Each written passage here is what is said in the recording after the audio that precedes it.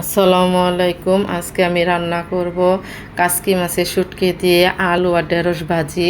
এখানে আমি কাঁচামরিচ, পেঁয়াজ আর রসুনটা দিয়ে দিলাম বুজুরি করে। এখন দিয়ে দিব কাসকি মাছ, এর সাথে একটু ভেজে নেব।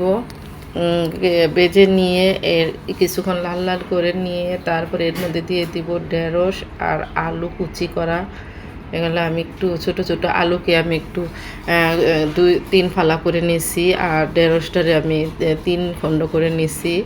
নিয়ে এখন ভেজে নিব। এখানে অল্প একটু হলুদের গুঁড়া দিয়ে দিলাম, একটু মরিচের গুঁড়া দিয়ে দিলাম, কারণ মনে হচ্ছে যে ঝাল কম হবে, কাঁচামরিচটা কম হয়ে গেছে, তাই মরিচের গুঁড়াটা দিয়ে দিলাম। দিয়ে নাড়াচাড়া দিয়ে এখন আমি ডেকে রাখবো কিছুক্ষণ। ঢেকে রাখার পর আবার এখন মনে হয়েছে আমি তো লবণ দিই নাই, তাই আমি এখন আবার একটু লবণ দিয়ে দিলাম, কারণ লবণ ছাড়া তো সিদ্ধ হবে না এবং মজাও হবে না, কারণ লবণ ছাড়া তো কোনো কিছুই ভালো লাগে না, লবণ তো দিতেই হবে। এখন আবার ডেকে দিব নাড়াচাড়া দিয়ে। এখন আমি আবার ঢাকনাটা উঠিয়ে নিলাম, নিয়ে এখন আবার নাড়াচাড়া দিয়ে দিব। নাড়াচাড়া দিয়ে আবার ডেকে দিব কিছুক্ষণের জন্য।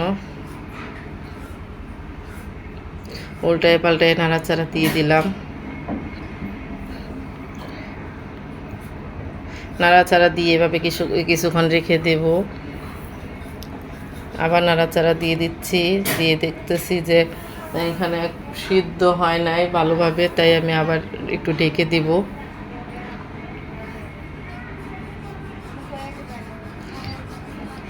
এই তো এখন নামিয়ে নিচ্ছি। কিছুক্ষণ পরে কেমন হয়েছে আমার কাসকি মাছের শুটকি দিয়ে ঢেঁড়স আর আলু ভাজি অবশ্যই কমেন্টে জানাবেন। আজকে এই পর্যন্ত। আসসালামু আলাইকুম।